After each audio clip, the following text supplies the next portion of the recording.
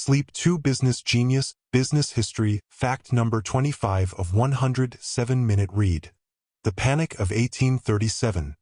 In the spring of 1837, American banks began to fail.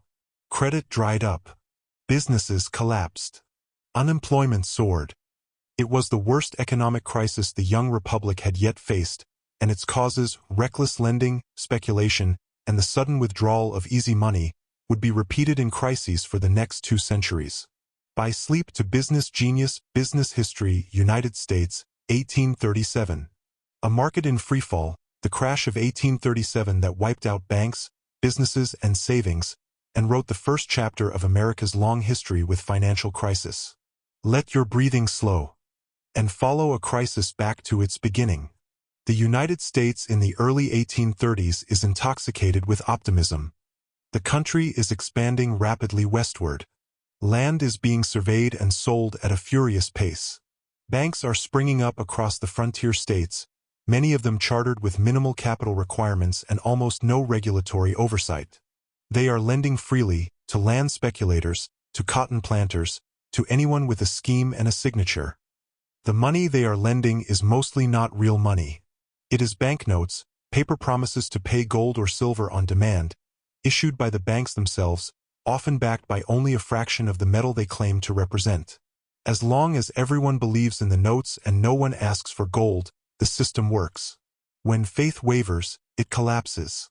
The Panic of 1837 was not a surprise to anyone who looked carefully at what was happening. Banks were lending money they didn't have to buy land that was overpriced, secured by collateral that existed only on paper. The only question was when, not whether, it would end.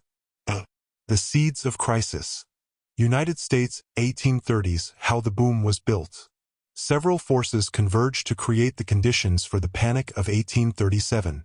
The first was the Bank War, President Andrew Jackson's destruction of the Second Bank of the United States, the country's central bank, in 1836.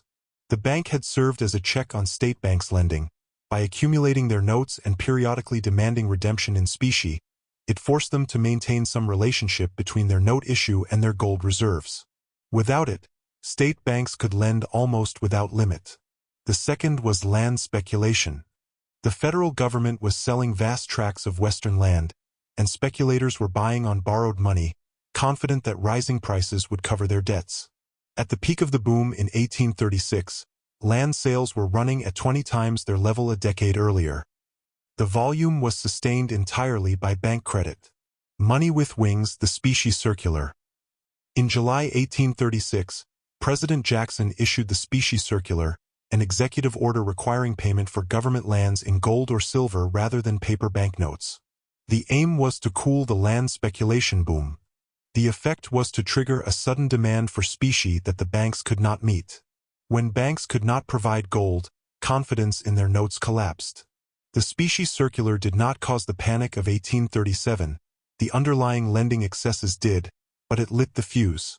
The collapse and its consequences. The crisis broke in May 1837, when New York banks suspended specie payments, refused to exchange their notes for gold. Within weeks, banks across the country followed. Credit evaporated. Businesses that had been borrowing to fund inventory and expansion suddenly found their credit lines cut. Hundreds of banks failed. Thousands of businesses went bankrupt. The depression that followed lasted until roughly 1843, 6 years of high unemployment, falling prices, and stagnant growth. It was the worst economic crisis in American history to that point, and its causes, reckless bank lending, asset price speculation, the sudden withdrawal of liquidity, formed a template that would be repeated in 1857, 1873, 1893, 1907, 1929, and 2008. The Panic of 1837 taught, or should have taught, several lessons. That easy credit fuels asset bubbles that inevitably burst, that the banking system can amplify both booms and busts, and that when the music stops, it is usually ordinary people, workers, small businesses, depositors, who suffer most while those who inflated the boom protect themselves first. These lessons have been learned, forgotten, and relearned ever since. Every financial crisis since has rhymed with 1837. Easy money. Speculation. Then reckoning. Tags: Panic of 1837, Financial Crisis, American History, Bank Failure, Land Speculation, Andrew Jackson, Business History, Sleep Learning, Economic History. Sleep to Business Genius weaves 100 fascinating business history facts into soothing, story-driven narratives. This is fact number 25 of 100.